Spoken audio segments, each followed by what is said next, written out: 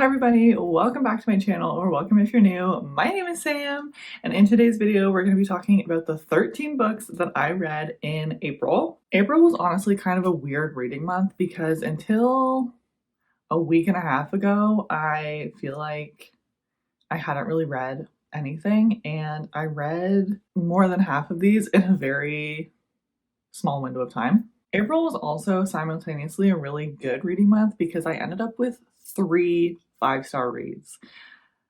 That's unheard of. I feel like I really haven't had that many 5-star reads this year so far, and having 3 in 1 month is unheard of for me. The first book that I read in April was Magnolia Parks by Jessa Hastings. This was my first 5-star read of the month. I actually ended up reading this on my Kindle. I had downloaded it when it was on Kindle Unlimited months ago, and was just finally gotten around to reading this. And as soon as I read these books that I had on Kindle, I immediately ordered them from Amazon UK to get these gorgeous original covers. I have the rest of the set right here. I don't even know how to go about describing these books. I feel like everybody really knows what they're about, but if you don't, we're following a group of friends who live in London. They're like high society, very wealthy, and honestly just have like rich people drama. They're very messy, very flawed characters, and are making honestly horrible decisions. So I feel like this is a book series that I can't necessarily recommend because you really have to go into it knowing that these characters are going to be flawed and messy, and like it's not a nice story. Like this is just full pain. I did not think that this series was going to, or at least this first book was going to affect me the way that it did. I was basically inconsolable when I finished. I felt really connected to our characters. The way that Jessa writes these books, you really feel like you're like in the character's head, you're part of this friend group. Like everything that is happening to these characters is also happening to you. Like I felt like my heart was just getting ripped out, put back together, punched over and over. And the way that Jessa's writing is in these books is phenomenal. She's very lyrical, and some of these quotes are just so good. Absolutely loved. Great start to the month. The second book that I read in April was Wretched by Emily McIntyre. This is book 3, I think, in the Never After novels. I was really worried about this one because anyone that I've seen talk about this book, this one was not their favorite, and I didn't have the best luck with the first 2 books in the series, but I ended up rating this 4 stars. I had a great time with this. Don't get me wrong, this is extremely dark and like twisty, very much dark romance, but I was very intrigued with the story and our characters and sort of like what their motivations were. This is a Wizard of Oz inspired book. These are definitely not retellings, but they take a lot of elements from the original story. So the one thing I will say is I was trying to figure out who was each character from The Wizard of Oz and how the story was kind of unfolding. So of course, as per usual, I don't remember what any of our main characters' names are, but we're following our female main character who is part of this well-known drug crime family, and we're also following an FBI agent who is going undercover to try and investigate their family and catch the guys to get some like evidence to put them in jail. I really liked the mob and undercover cop setting. I find that's always very interesting. I am coming to learn that I really like mafia romances. I find the crime plot lines to be very interesting and just add something to the story. Everyone in this book is morally gray. There's not really any good guys in here. Even our cop is a little questionable. At some points it felt like it was like unnecessarily vulgar, but at the same time, like it was very much dark romance. The banter was amazing. I loved our 2 main characters together, but There was a lot of poetry in this book, which was not good. Like, there was poetry like right in the middle of spicy scenes, and it just like pulled you right out and just like made me cringe. I found it very uncomfortable. I will say the end was also very anticlimactic. I thought there was a lot of plot holes.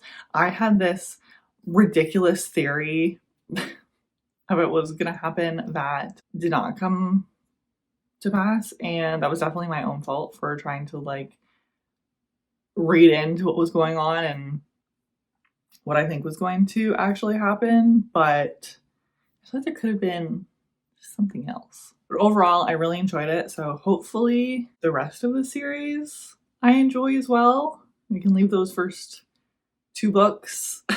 Book number 3 for April was Emily Wilde's Encyclopedia of Fairies. I ended up rating this one 3 stars. This was just like a cozy fantasy book. We're following Emily Wilde, who is a professor, and she's trying to finish her, is it a dissertation or her like research that she was trying to write a book about fairies and like other mythical creatures from like folklore and stuff. And she goes to either in Norway or similar to Norway.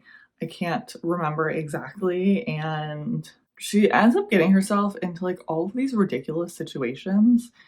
And I don't know, I felt like it was really slow, like nothing was really happening. And I know that this is like a cozy fantasy, but I'm very conflicted about this one because I feel like some of the situations that they got themselves into was very high stakes, but being a cozy fantasy, it's not supposed to be high stakes. And for most of the book, I felt like I was reading. I didn't feel like I was invested in the story or invested in any of our characters.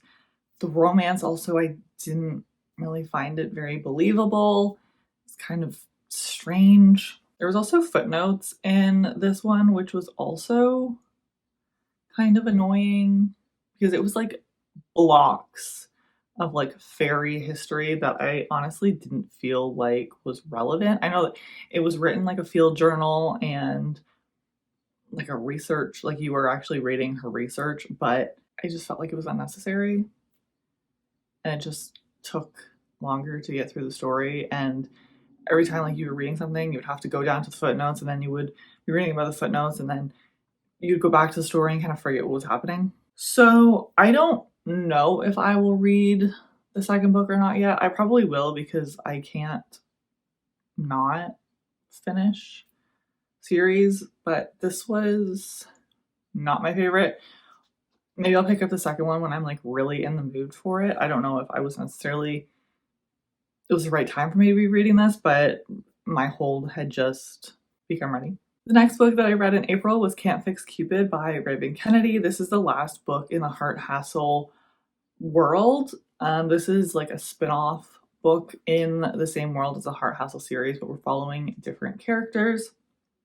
So we're following a Cupid who can't seem to use her powers right. She sees this guy who also doesn't seem to be having any luck in his dating or romance life. So she makes it her mission to help him find love, and in turn, hopefully, she'll be able to fix her powers. This book was a little bit ridiculous, and it was like kind of your classic cheesy sort of like rom-com situation, but I had a really great time with this. I rated it 4 stars. I don't know if I said that. This was also in my continuing or finishing every series that I'm in the middle of video. I'll link it up here somewhere. It was honestly kind of exactly what I needed after Emily Wilde. It was just a fun, cheesy, quick read. I will say the sexual innuendos that come about with, honestly, this whole series are a bit much, but I really liked our main character in this one a lot more than the rest of the series. She didn't feel quite as juvenile. I also did not see the ending in this book coming, and ouch.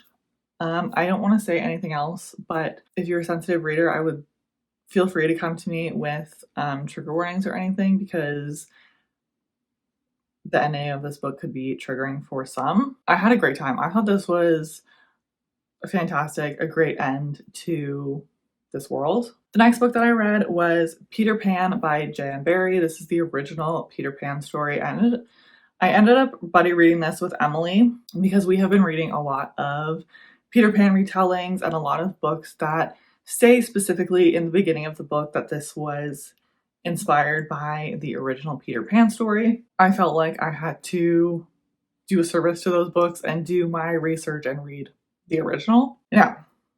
I did not end up writing this book, partly because it was kind of an educational read. Like, I wanted to know the inspiration for some of these books that I have been reading recently, and also because I felt uncomfortable to rate this book with the content that it covers. This book was originally written in 1911 or something, so obviously times are very different to what they are now. To start out, I will say that I overall enjoyed the plot of this book, and to see where all of the adaptations have come from and how the adaptations were changed from the original. The Disney Peter Pan story specifically has a special place in my heart.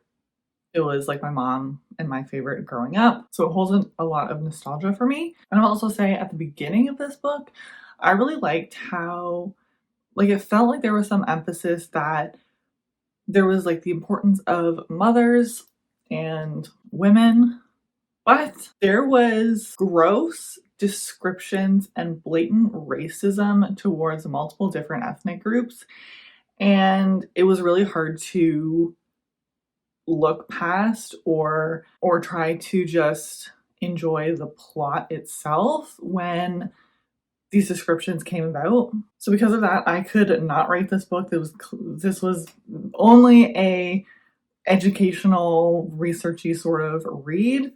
So the narration of this book was also kind of all over the place, and it was hard to follow and understand what they were doing or talking about for honestly no apparent reason. Yeah, this book was a trip. The next book that I read in April was Daisy Hates by Jessa Hastings.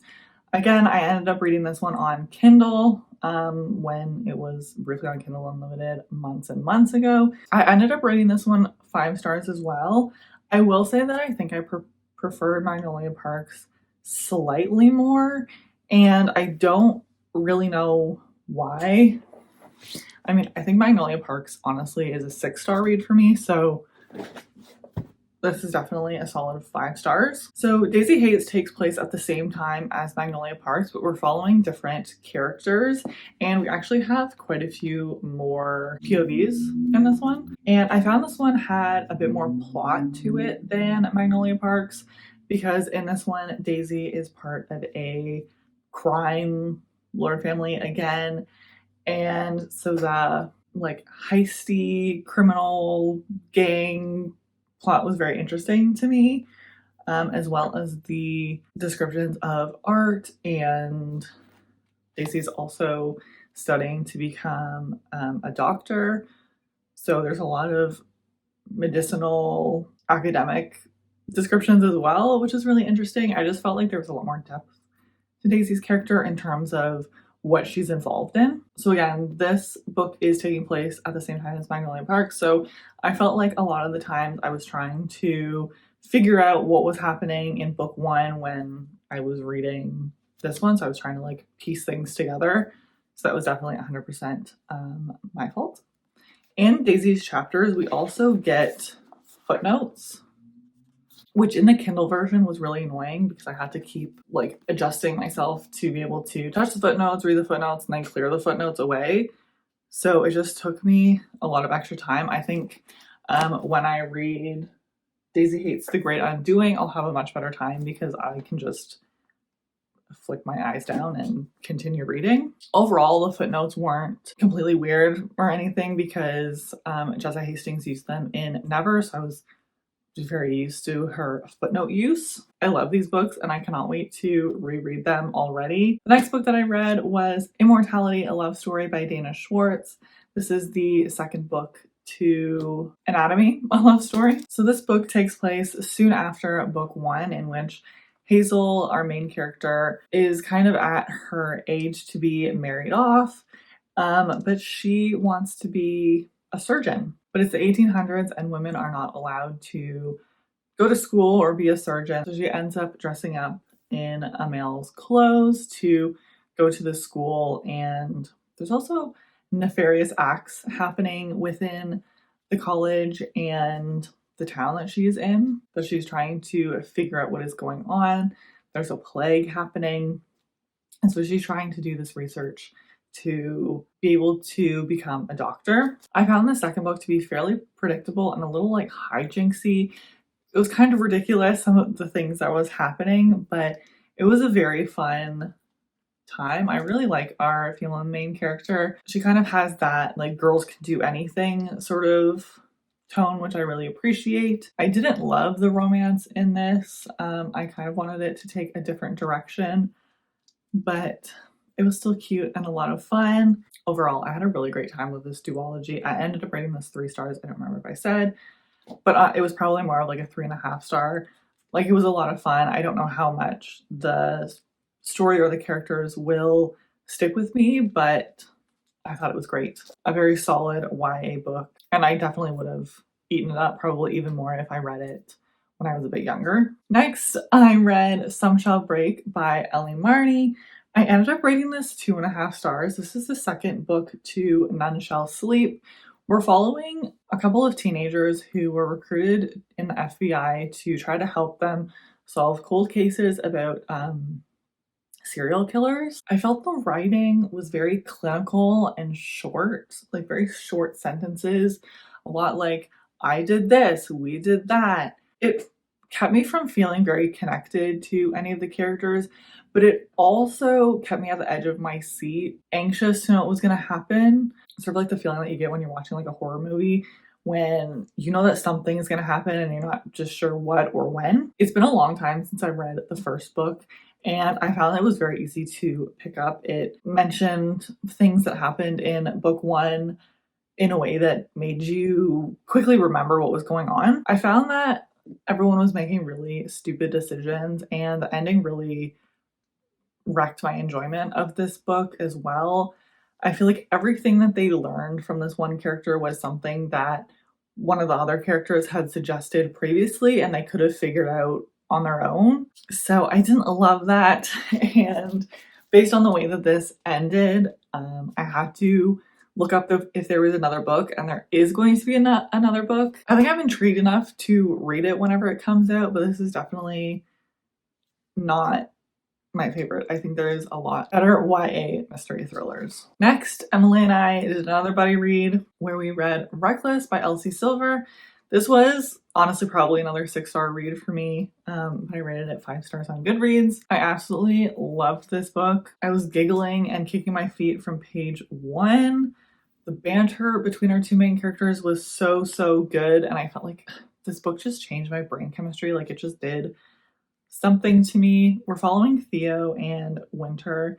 This is a hidden baby trope, secret baby, something like that, which I was a little bit hesitant going into, and Winter is also not like a likable character, but the way that these characters grew together and worked together, the way that Elsie did their growth and explored these characters both individually and together was amazing. And I think this healed like a little part of me, giving gold stars. Gold stars all around. This was phenomenal. I did hear somewhere that this was kind of Elsie's book that she just kind of did what she wanted with. She was really connected to these characters, and she knew that they didn't have, at least Winter had a lot of people not like her from book 1, and also it was a surprise baby trope, which most people don't like. So she just kind of said, like, this is my book, I'm gonna do whatever I want, and I think she did a phenomenal job, and definitely my favorite in the series. We're getting almost there, just a couple more books. The next book I read was Check and Mate by Allie Hazelwood. This was so cute. I ended up rating this 4 stars. So we're following Mallory, who grew up playing chess and was in the chess world until her father passed away, and she ends up having to take care of her family when she gets an offer to play chess once again. And just, this was so cute. I was giggling like a little girl.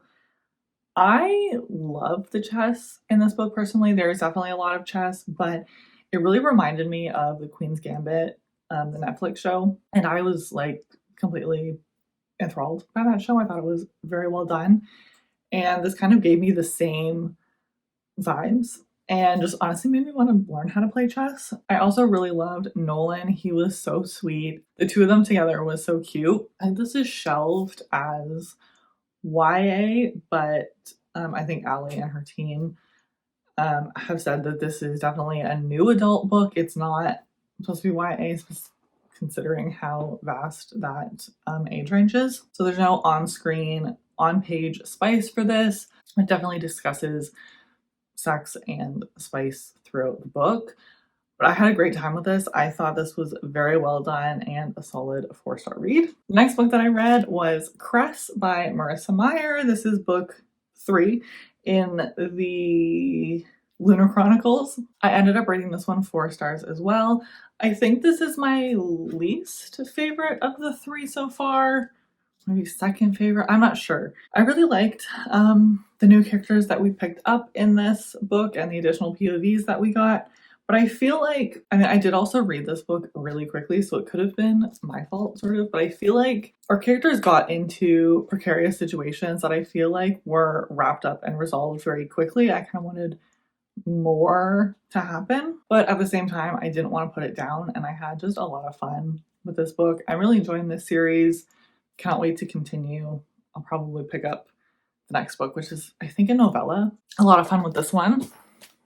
And I would highly recommend that series, a solid YA sci-fi sort of fantasy series. Next book that I finished in April was Finley Donovan Knocks Them Dead by Elle Cosimano. I ended up listening to this via audio. I owned book 1 and didn't love it. And I saw that they had book 2 at my library via audio. So I thought I would try that and see if I enjoyed it anymore. And I think I did. The audio performance was really good. And I liked all the character voices and differentiations that the narrator did. But I just don't love our main character. Things that like she gets up to are like completely ridiculous. But I did enjoy this one a little bit more. I rated this one 3 stars. I think I rated the first one 3 stars as well. Like, although it was very ridiculous, it was also very addictive. Like, I was always very excited to listen to it. In book 1, essentially, we're following Finley Donovan, who is a mystery thriller author, and she is at a Panera talking to her editor, I think it's her editor, about the plot for her next book, and somebody overhears her and thinks she's like actually a contract killer, and she's contracted to kill somebody, and the story kind of goes from there. The ending of book 1 definitely made me intrigued to read book 2. So it was a lot of fun, but it was completely ridiculous. I don't know. There's 2 more books. I'll probably read them because I can't help myself. And then the very last book that I read in April was The Queen's Rising by Rebecca Ross. I had no idea what I was getting into when I started this book, but I really enjoyed it. We're following our main character, Brianna, who lives with her grandfather because her mom passed away and she doesn't know who her father is. And her grandfather takes her to this like school so that she can study to gain a passion. So I guess there's 5 different passions that you can choose from. And Brianna ends up trialing all of them for a bit, and you go to this school for 7 years to study your passion and become like well versed in that field so that you can get a job. So she ends up becoming a passion of knowledge, and she's also part of these 2 different countries because of each of her parents, and so she's kind of tied to this other land because of her father's side, and is trying to help figure out a certain mystery. So I really loved the academic and historical setting. This is set in 1566. It was a little bit predictable, like a typical like YA story. I think this one's from 2018, but it felt like very classic YA story from like my childhood's, like, so it felt a little bit nostalgic to some of the books that I read growing up, but I really enjoyed it. I could not put this down. I just wanted to continue reading and reading and reading. There's one more book for this duology that I will probably pick up. Although the way that it ended, I have no idea what's going to happen in the second book. It kind of tied up nicely. Yeah, and with like the political background, it wasn't very info dumpy because she was in an academic setting. It kind of was handled as a conversation and like a lesson in their like teachings. So overall, I really enjoyed it. I thought it was a great time and I would recommend it. Those are the 13 books that I read in April. I feel like I need to take a little bit slower in May because these videos are always so long. Overall, I had a really fun reading month and I would love to hear what your favorite books that you read in April were down below. I really hope that you enjoyed today's video and you have a great rest of your week, and I'll see you in the next one. Bye.